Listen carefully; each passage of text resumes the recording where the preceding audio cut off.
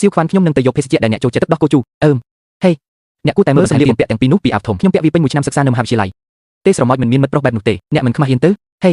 អនុញ្ញាតឲ្យខ្ញុំប្រាប់អ្នកថាលើកចុងក្រោយបានឲ្យវាទៅគាត់នៅក្នុងហាងកាហ្វេមួយម៉ាត់នេះមិនគ្រប់គ្រាន់សម្រាប់អ្នកទេក្មេងប្រុសញ៉ាំតិចតួចណាស់គេតែនិយាយថាវាត្រូវតែជាទី15បើមិនដូច្នោះទេវានឹងមិនអាចទៅរួចទេអ្នកមិនអាចដាក់វាមកវិញបានទេអូខេមិនអីទេខ្ញុំនឹងលក់វាឲ្យអ្នកយល់ព្រម$8មែនទេ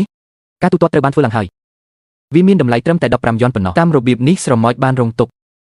ទេតែស្រមោចកំពុងព្យាយាមពណ៌នាអំពីអ្វីក្រៅពីចាស់ហើយក្រៅពីវាពួកគេគ្រាន់តែមិនងូតទឹក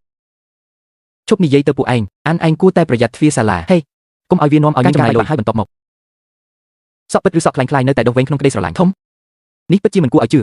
តើរឿងនេះបរិសុទ្ធឡើងដោយទ្វារក្រោយបរិសុទ្ធទ្វារក្រោយកុំសន្និដ្ឋានអ្វីទាំងអស់អំពីមិត្តប្រុសរបស់ខ្ញុំយើងបានសម្រេចចិត្តដោយខ្លួនឯងញ៉ាំម្ហូបដែលជ្រើសរើសដោយខ្លួនឯងញ៉ាំសាច់អាំងចៀនញ៉ាំមីអង្ករច្រើនប្រភេទម្លេះតើអ្នកមិនបាននិយាយថាអ្នកចង់សាកល្បងវាលោកហេនេះចិត្តទូលីណាស់បន្ទាប់មកអ្នកញ៉ាំអ្វីសាច់គោជាមួយអាហារចម្បងនេះជាកាដូថ្ងៃកំណើតរបស់អ្នកនេះជារបស់ថ្មីដែលខ្ញុំចង់បានបំផុតទូរស័ព្ទដៃកុំចាប់អារម្មណ៍នឹងខ្ញុំខ្លាំងពេកដូច្នេះអ្នកមិនបាននិយាយជាមួយខ្ញុំទៅញ៉ាំអាហារចុងក្រោយនេះទេតើអ្នកទៅទីនោះដើម្បីអ្វី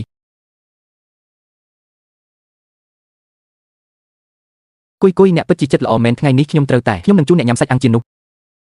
នោះមិនមែនជាជីស៊ីវដានទេ